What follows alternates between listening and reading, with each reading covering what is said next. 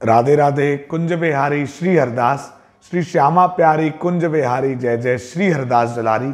आज हम कार्तिक मास महात्म्य की कथा के अंतर्गत अध्याय 9वें एवं 10वें अध्याय की कथा का श्रवण करेंगे, जिसमें तुलसी जी के उत्पत्ति की कथा है।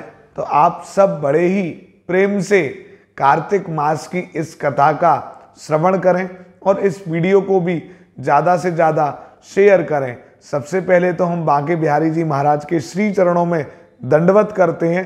नमः कुंज बिहारिण्यै, नमः कुंज बिहारिणे, स्वामी श्री हरदासाय, गुरुनाम गुरुवे नमः।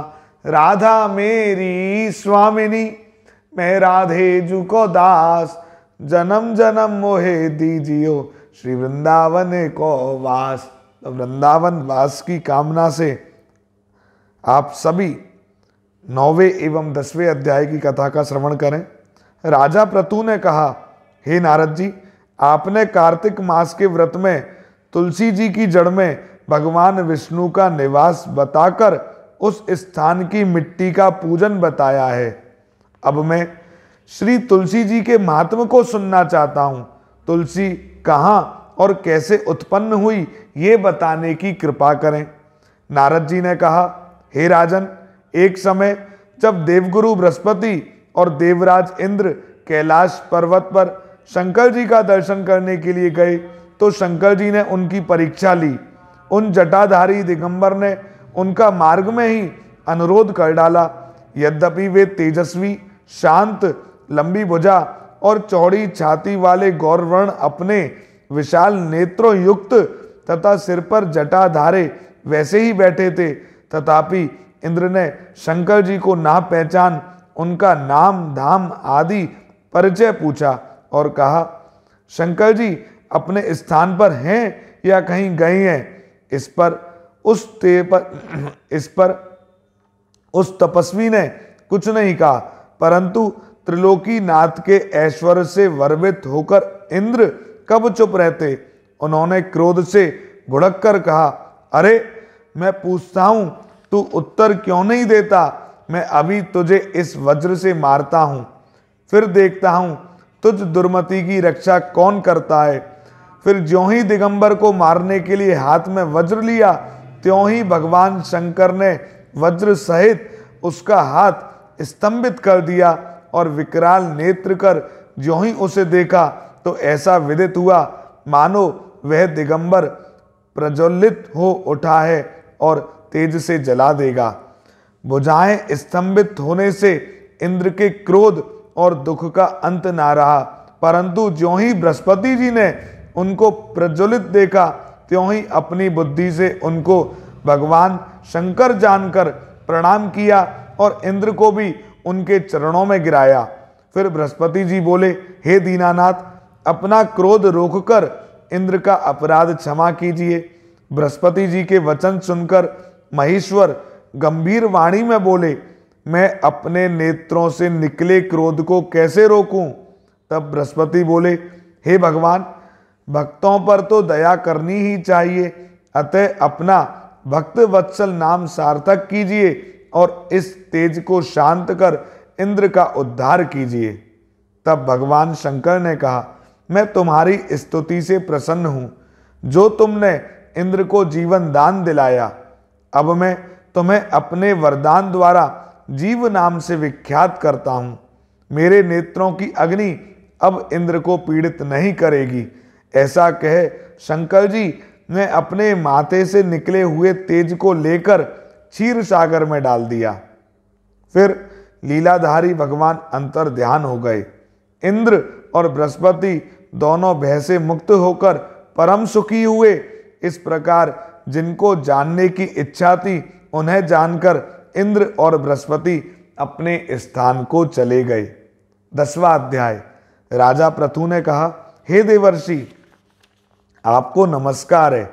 अब कृपा कर आप यह कहिए कि जिस समय भगवान शंकर ने माथे का तेज क्षीर सागर में डाल दिया, उस समय क्या हुआ? नारद जी ने कहा, हे राजन, जब शंकर जी ने तेज क्षीर सागर में डाल दिया तो वह शीघ्र ही बालक होकर गंगा सागर के संगम पर बैठकर संसार को भय देने वाला रुदन करने लगा। उसके रुदन से समस्त संसार व्याकुल हो उठा। लोकपालों के मन में भी व्याकुलता हुई। चराचर चलायमान हो गए।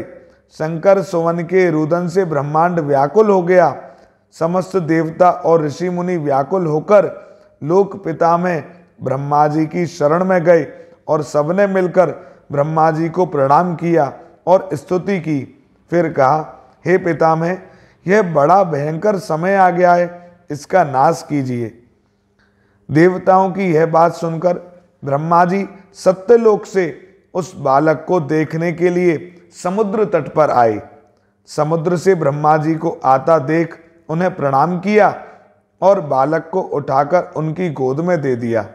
तब विस्मित होकर ब्रह्मा जी ने पूछा, हे सागर, तुम शीघ्र बताओ यह बालक किसका है।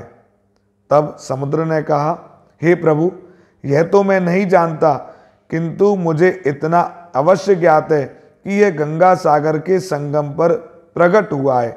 अतः आप इस बालक का जाति कर्म आदि संस्कार कीजिए, इसका जातक फल बताइए। नारद जी कहते हैं, इधर तो सागर ब्रह्मा जी से ऐसे कह रहा था, उधर सागर पुत्र भी ब्रह्मा जी के गले में हाथ डालकर बार बार उनको आकर्षण कर रहा था। अब तो उसने ब्रह्मा जी का गला जोर से पकड़ा कि वे पीड़ित हो नेत्रों से आंसू बहाने लगे। किसी प्रकार उन्होंने अपने दोनों हाथों से जोर लगाकर गला छुड़ाया और सागर से कहा, सुनो, मैं तुम्हारे पुत्र का जातक फल कहता हूँ। मेरी आंखों से जो जल निकलता है, इस कारण इसका नाम जलंधर होगा। यह पैदा होने के साथ ही तरुण हो गया था। इससे यह सब शास्त्रों का पारंगत, महापराक्रमी, महावीर, जवान और रणदुंगर तथा सभी दैत्यों का पारंगत और भगवान विष्णु को भी जीतने वाला होगा। यह कहीं भी नहीं हारेगा। एक भगवान शंकर को छोड़कर सबसे आवस्थ होगा। जहां से यह उत्पन्न हुआ है फिर वहीं जाएगा। इसकी पत्नी बड़ी पतिव्रता, सौभाग्यशाली, सर्वांग सुंदरी, परम मनोहर, मृदु भाषणी तथा शील की सागर होगी। नारद जी ने कहा, हे राजन, सागर से यह कहकर ब्रह्मा जी ने शुक्राचार्य को बुलाकर बालक का राज अभिषेक कराया। फिर अंतर ध्यान हो गए। अब तो उस बालक को देख सागर बहुत प्रसन्न हुआ और कितने ही उपाय से उसका पालन करके बड़ा किया। फिर कालनेम नामक असुर को बुला उसकी वृंदा नाम की पुत्री से उसका विवाह करा दिया। अब शुक्राचार्य के प्रभाव से वह दैत्यों पर राज्य करने लगा। बोलिए श्री बांके बिहारी लाल की जय।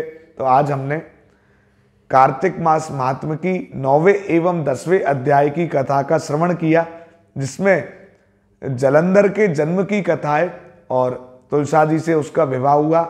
आगे की कथा हम बाद में श्रवण करेंगे। बांके बिहारी जी महाराज की असीम अनुकंपा आप सभी पर सदैव बरसती रहे। श्री कुंज बिहारी श्री हरदास।